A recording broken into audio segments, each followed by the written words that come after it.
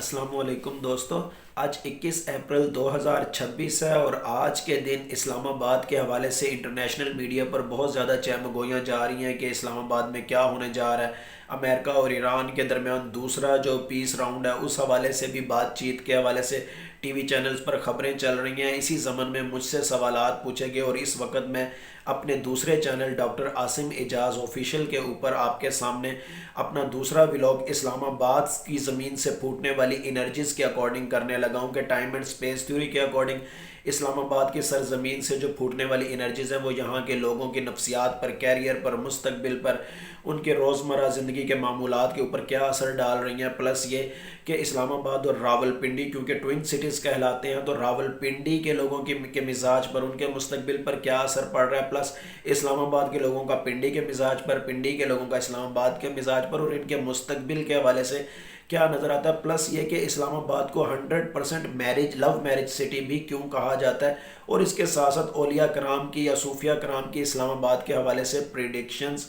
या फिर ये कि ये शहर इस वक्त जो एक तरह से डिप्लोमेटिक हब बन चुका है कि चाइनीज़ और रशियन वफ्द भी यहाँ आ चुके हैं, इस वक्त तक तुर्की के वफ्द भी आ चुके हैं और अमेरिकन और ईरानी शायद थोड़ी देर में पहुँच भी जाएंगे। तो यहाँ पर मैं आपको टाइम एंड स्पेस थ्योरी के अकॉर्डिंग और ज़मा और मकान के तस्वुर के बकदर यहाँ से फूटने वाली एनर्जीज़ की स्टडी करते हुए आपको बताने लगा हूँ। अगर टाइम एंड स्पेस थ्योरी के अकॉर्डिंग या अलजाविया अल नूरानिया स्कूल ऑफ थॉट के तहत ज़मा और मकान के तस्वुर को देखा जाए तो इस्लामाबाद की जोनिंग दो तरह की नज़र आती है। साइकोलॉजिकली अगर देखा जाए तो इसमें एक तरतीब यानी ऑर्डर भी नज़र आता है और एक खामोशी यानी स्टिलनेस भी नज़र आती है। ज़मा और मकान के तस्वुर के बकदर आपको ये बताता चलूँ कि यहाँ का हदूद अरबा एक तो बिल्कुल सीधा है, ताज़ा हवा है। आप इसको कह सकते हैं कि यहाँ का मकान या यहाँ की स्पेस या जहाँ पर ये लोग रहते हैं ये जगह बहुत ज़्यादा वसी है, खुली है। आबो हवा यहाँ की बहुत ज़्यादा साफ़ सुथरी है। इसी वजह से यहाँ के रहने वाले लोगों में या जो लोग यहाँ आके सेटल होते हैं उनमें उनके शऊर में बहुत ज़्यादा फैलाव आता है। उनके अंदर क्रिटिकल थिंकिंग बहुत तेज़ी से बिल्ड होती है, उनका विजडम बहुत तेज़ी से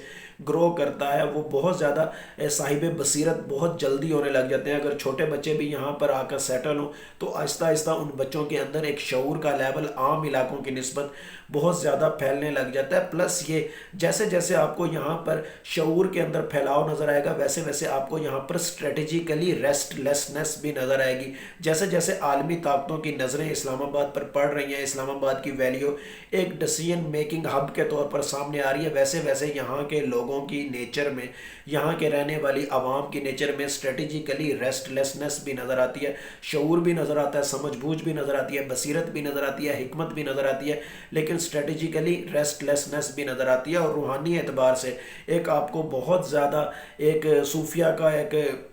प्रैक्टिस भी बता दूं, उनका एक बिलीफ सिस्टम भी बता दूं कि इस्लामाबाद के पीछे आपको मरगला के पहाड़ नज़र आते हैं। किसी भी इलाके में, किसी भी देहात में, किसी भी शहर में, किसी भी इलाके में, दुनिया भर में कहीं भी किसी शहर के पीछे अगर एक साइड पहाड़ों से और जंगलों से या सब्ज़े के साथ अगर वो ढकी हुई हो तो ऐसे शहर के बारे में कहा जाता है कि जैसे वो स्पिरिचुअल प्रोटेक्शन के अंदर है। और यही चीज़ इस्लामाबाद के हवाले से मुख्तलिफ सूफिया भी कहते हैं, टाइम एंड स्पेस थ्योरी के अकॉर्डिंग भी नज़र आती है और ये ज़मा और मकान के तस्वुर के बकदर भी नज़र आती है। प्लस इसके साथ साथ जिस किसी शहर के पीछे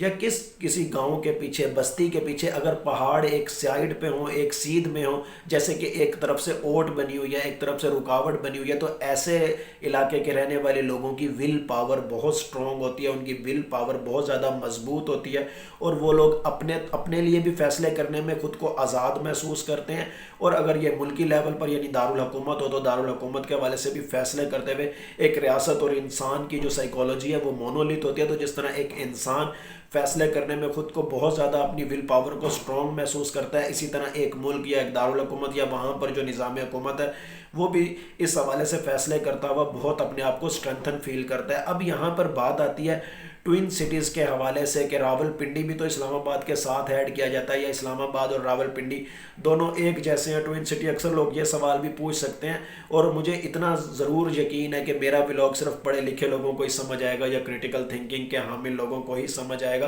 एस्ट्रोलॉजी या तोहमात परस्ती के शिकार लोगों को मेरा व्लॉग ये वाला बिल्कुल भी समझ नहीं आना। अगर रावलपिंडी की एनर्जीज़ को स्टडी किया जाए तो ओल्ड या ऑर्थोडॉक्स एनर्जीज़ भी नज़र आती हैं, यानी कि यहाँ की तवानाई बहुत ज़्यादा कदीम है, बेतरतीब है और जोशीली भी है। قدیم، بے ترتیب اور جوشیلی، یہ تینوں چیزیں یہاں پر نظر آتی ہیں۔ پلس یہ کہ جیسے جیسے اسلام آباد کے اوپر ذمہ داری بڑھتی ہے، راول پنڈی پر اس کا بوجھ دکھائی دیتا ہے۔ جیسے جیسے اب آج کی موجودہ اگزامپل کے طور پہ دیکھ لیں، جیسے جیسے آپ کو اسلام آباد میں مذاکرات کے حوالے سے ایک ذمہ داری بڑھتی ہوئی نظر آ رہی ہے، پنڈی پر بوجھ کس طرح کا نظر آ رہا ہے، تنگی نظر آ رہی ہے، راستے بند نظر آ رہے ہیں، سیکیورٹی کے ایشو نظر آ رہے ہیں۔ تو جیسے جیسے اسلام آباد کے اوپر ذمہ داری کا بوجھ پڑتا ہے، راول پنڈی کے اوپر اس کا بوجھ پڑتا ہے، اور اس کا ایک طرح سے سائیکلوجیکلی بھی اگر دیکھا جائے تو راول پنڈی کے رہنے والے لوگ اکثر نقصان اٹھاتے ہیں، اور اس سارے زمن میں جہاں اسلام آباد کے اوپر رسپانسبلٹیز ہیں، وہاں کے لوگوں میں شعور ہے، وہاں کے لوگوں کے اندر ول پاور سٹرونگ ہے۔ راول پنڈی کے اندر کہیں نہ کہیں وہ لوگ جو کچھ کرنا نہیں چاہتے وہ مزید لیزی ہونے لگ جاتے ہیں، جن کے اندر ول پاور سٹرونگ نہیں ہوتی، جو پہلے ہی جسے کہتے ہیں نا کہ حجتیں ان کے پاس ڈھیر ہوتی ہیں اور کام کرنے کے لیے ان کے پاس سستی ہوتی ہے، وہ مزید لیزیسٹ ہو جاتے ہیں اگر وہ ایڈجسٹ نہیں کر سکتے، اگر وہ اپنی ول پاور کو سٹرونگ نہیں کرتے تو وہ اس علاقے کے اندر مزید لیزی ہو جاتے ہیں، اور وہ سمجھتے ہیں کہ شاید راول پنڈی اور اسلام آباد ان کے رہنے کے لیے بنا ہی نہیں۔ مطلب اس کا ساتھ سمپل سا ایک مطلب ہے کہ راول پنڈی اور اسلام آباد لیزیسٹ لوگوں کے لیے نہیں ہے، جو بہانے بناتے ہیں، جو آرگیو کرتے ہیں کہ ہم یہ نہیں کر سکے، اس وجہ سے نہیں کر سکے، اس وجہ سے نہیں کر سکے، یا یہ ہو گیا یا وہ ہو گیا۔ اسلام آباد اور پنڈی ان کے رہنے کے لیے جگہ نہیں ہے۔ پلس یہ کہ اسلام آباد کے حوالے سے اگر دیکھا جائے، پنڈی کے حوالے سے اگر دیکھا جائے تو پنڈی میں جو اکثریت آبادی کے جب وہ اسلام آباد کی جانب موو کرتی ہے، جیسے اسلام آباد کی حدود میں داخل ہوتی ہے، ایک کلچرل شوق ان کو ضرور لگتا ہے، نفسیاتی ہیجان بھی ان کو ضرور پیدا ہوتا ہے۔ وہ ایڈمنسٹریٹیولی بھی ہو سکتا ہے، وہ فیشن یا گلیمر کے اعتبار سے بھی ہو سکتا ہے، وہ کسی بھی اور آئیڈیالوجی کے اعتبار سے ہو سکتا ہے، لیکن اس سارے زمن میں بھی نقصان صرف اور صرف پنڈی کے رہنے والے لوگوں کا ہوتا ہے، کیونکہ وہ اگر ایڈجسٹ کرنے کی اگر ان کے اندر صلاحیت نہیں ہے تب بھی وہ مزید لیزی ہو سکتے ہیں۔ یہ ایک چیز بھی کلچرلی ریلیٹیوزم کے ٹرم میں نظر آتی ہے۔ پلس یہ کہ اسلام آباد 100% میرج سٹی کیسے ہے، ڈان اخبار کی رپورٹ بھی اس حوالے سے ہے، اس کو بھی آپ کوسموپولیٹنزم اور ملٹی کلچرلزم کے کنٹیکسٹ میں دیکھ سکتے ہیں، کیونکہ پورے اسلام آباد کے اندر جہاں انٹرنیشنل کمیونٹیز آباد ہیں، وہیں پورے پاکستان سے تعلق رکھنے والے مختلف طبقات بھی آباد ہیں۔ یہاں پر اصل میں کیونکہ مختلف طبقات آباد ہیں، ایک تو خاندانی دباؤ کم ہوتا ہے، برادریوں سے گمنامی ہوتی ہے، دائیں والا بائیں کو نہیں جانتا، بائیں والا دائیں کو نہیں جانتا۔ پلس یہ کہ اگر رشتہ دار ہیں بھی وہ اپنے اپنے کام میں رہتے ہیں، ایک دوسرے کے اوپر توجہ تو وہ تب دینا جب وہ لیزی ہوں، جب وہ کوئی کام نہ کر سکیں۔ یہاں پر لیزی لوگوں کی تو جگہ ہی نہیں ہے، یہاں پہ لیزی لوگ سروائیو ہی نہیں کر سکتے، یہاں پر تو کام کرنا پڑتا ہے، ایکٹیویزم بہت زیادہ ہے۔ تو اسی وجہ سے ایک تو گمنامی ہوتی ہے برادریوں کے درمیان میں، پلس یہ کہ خاندانی دباؤ کم ہوتا ہے۔ پھر یہاں کے رہنے والے لوگ کیونکہ پیچھے مرگلا کے پہاڑ ہیں اور پہاڑ ایک سائڈ پر ہوں تو ول پاور سٹرونگ ہوتی ہے، ڈیسیژن میکنگ پاور سٹرونگ ہوتی ہے، تو یہاں پر رہنے والے لوگ اپنے فیصلے خود کر سکتے ہیں۔ اب فیصلہ سازی چاہے انفرادی اعتبار سے ہو، چاہے شادی کے اعتبار سے ہو، چاہے ملکی اعتبار سے ہو، یہاں پر ہر طرح کی فیسیلیٹیشن اور ہر طرح کی آہنگی اسپرچولی آپ کو ملتی ہوئی دکھائی دیتی ہے۔ اب کیریئر کے حوالے سے یا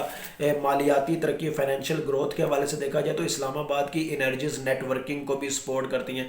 آپ میں سے وہ تمام لوگ جن کی نیٹ ورکنگ کی صلاحیت بہت سٹرونگ ہے، وہ یہاں پر اپنے کنیکشن بھی بلڈ کر سکتے ہیں۔ جن کی ڈیٹ آف برتھ میں 7 کا عدد 3 دفعہ آتا ہے، یا 6 اور 5 دونوں عدد آتے ہیں، یا 6 کا عدد 2 دفعہ ہوتا ہے، وہ یہاں پر اسلام آباد میں بہت زیادہ بیسٹ طریقے سے گرو کر سکتے ہیں، نیٹ ورکنگ اپنی بڑھا سکتے ہیں، اپنے کاروبار کو، اپنے ہنر کو یہاں پہ یوٹیلائز کر سکتے ہیں۔ لیکن یہاں پر بیک وقت جہاں نیٹ ورکنگ کی طاقت نظر آتی ہے، وہاں پر ہی معاشی دباؤ بھی نظر آتا ہے، کیونکہ زندگی یہاں پر قدرے مہنگی ہے عام شہروں کی نسبت۔ اسی وجہ سے ایک بار پھر میں آپ کو کہتا ہوں کہ یہاں پر لیزینس نہیں چل سکتی، یہاں پر آرگیومنٹ ود لیزینس نہیں سروائیو کر سکتے۔ یہاں پر لیزی لوگ جو بیٹھ کے سوچتے رہتے ہیں کہ فلانے نے مجھے یہ کیوں کہا، فلانے نے مجھے یہ کیوں کہا، فلانا یہ کیوں کر رہا ہے، وہ کیوں کر رہا ہے، اس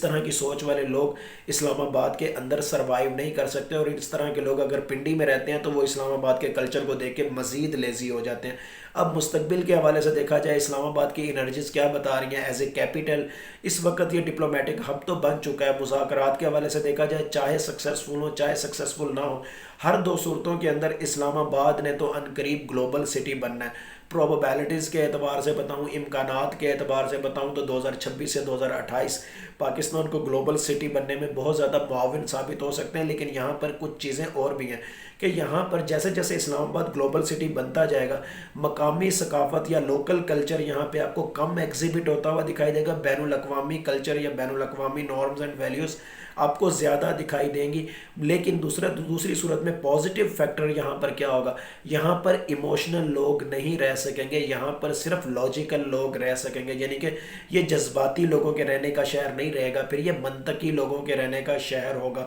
کریٹیکل تھنکنگ کے حامل لوگوں کا شہر ہوگا، اور اسی کریٹیکل تھنکنگ کے حامل لوگوں کی وجہ سے یہ آنے والے دنوں میں مزید ڈپلومیٹک ہب یا گلوبل سٹی بنتا جائے گا۔ فی الوقت اگر اسلام آباد کی اکانومی کی بات کی جائے، ابھی میں آپ کو شروع دن سے آپ کو بتا رہا ہوں کہ عنقریب آپ کو یو کے سے اگر پاکستانی خود نہ نکلے تو نکال دیے جائیں گے، اور وہ آئرلینڈ کی جانب یا کینیڈا کی جانب ہجرت کرنے پر مجبور ہوتے ہوئے نظر آئیں گے۔ اسی طرح دبئی اور ابوظہبی کے بارے میں بھی بتا چکا ہوں، بحرین کے بارے میں بھی بتا چکا ہوں، سعودی عرب کے بارے میں بھی بتا چکا ہوں، پچھلے سال مارچ اپریل سے یہ پریڈکشنز کر رہا ہوں۔ اور یہاں سے جو لوگ بے دخل ہوں گے یا خود علاقے چھوڑیں گے، وہ ان کی وجہ سے، ان پاکستانیوں کی وجہ سے جب وہ اسلام آباد کا رخ کریں گے یا پاکستان کا رخ کریں گے، اسلام آباد کے اندر فی الوقت پراپرٹی کا بیلون بہت اوپر جاتا ہوا نظر آتا ہے عام آدمی کے لیے۔ اسی وجہ سے مہنگائی بھی نظر آتی ہے اور سوشل آئسولیشن بھی نظر آتی ہے، لیکن یہ بیلون وقتی ہوگا، کیونکہ یو اے ای، سعودیہ یا بحرین یا